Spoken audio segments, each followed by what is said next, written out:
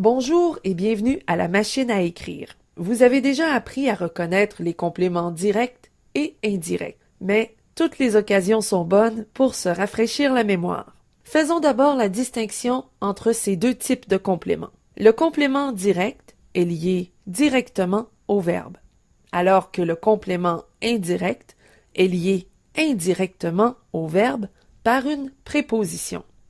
Et les prépositions, souvenez-vous, à, de, sans, pour, par, avant, avec, après, etc. Il y en a plusieurs et il faut les apprendre. Pour identifier le complément direct dans une phrase, on doit poser une question après le verbe, soit la question qui ou la question quoi. La réponse à cette question nous indique quel est le complément direct. Par exemple, j'ai un chat. Ma question, j'ai quoi? La réponse, un chat. Un chat est donc le complément direct du verbe « et », qui est le verbe avoir au présent de l'indicatif. Un autre exemple. Mon frère connaît le premier ministre. La question, mon frère connaît qui? La réponse, le premier ministre. Premier ministre est donc le complément direct du verbe connaît. Le complément direct peut être un nom, un pronom, un infinitif ou une proposition. Voici un exemple où le complément direct est un verbe à l'infinitif. Je veux partir en voyage. La question, je veux quoi? La réponse, partir, qui est un verbe à l'infinitif. Mais attention, si vous posez une autre question que qui ou quoi, vous ne trouverez pas le complément direct.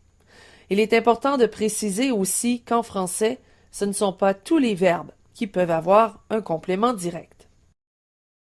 Parlons du complément indirect maintenant. Le complément indirect, comme son nom l'indique, est relié indirectement au verbe par une préposition. Pour l'identifier, il faut poser une question qui contient une préposition. On peut poser la question à qui, à quoi, de qui, de quoi, par qui, par quoi, etc. En fait, on pose les questions qui ou quoi précédées d'une préposition. Et la réponse à la question sera le complément indirect. Par exemple, dans la phrase « Tu joues de la guitare ». La question « Tu joues de quoi ?» La réponse « De la guitare ». De la guitare est donc le complément indirect du verbe « joue ». Un autre exemple. Céline a chanté pour sa mère. La question, Céline a chanté pour qui? La réponse, pour sa mère, qui est le complément indirect. Le complément indirect, tout comme le complément direct, peut être un nom, un pronom, un infinitif ou une proposition. Il est important de préciser qu'un verbe conjugué peut avoir plusieurs compléments, qu'ils soient directs ou indirects. Par exemple, Pierre me donne son téléphone. On pose la question, Pierre donne quoi? Le complément direct est son téléphone. Mais quand on pose la question, Pierre donne à qui? Alors la réponse est le pronom me, qui est le complément indirect. Récapitulons. Pour trouver le complément direct, on pose la question qui ou quoi.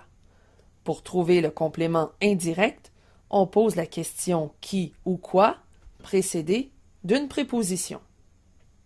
Voilà ce qui conclut cette leçon. Vous êtes maintenant invité à répondre au questionnaire mis à votre disposition. Joignez-vous à nous dans notre forum de discussion ou sur Facebook à l'adresse suivante. Ici Mélanie Tremblay. Merci de votre attention. À bientôt.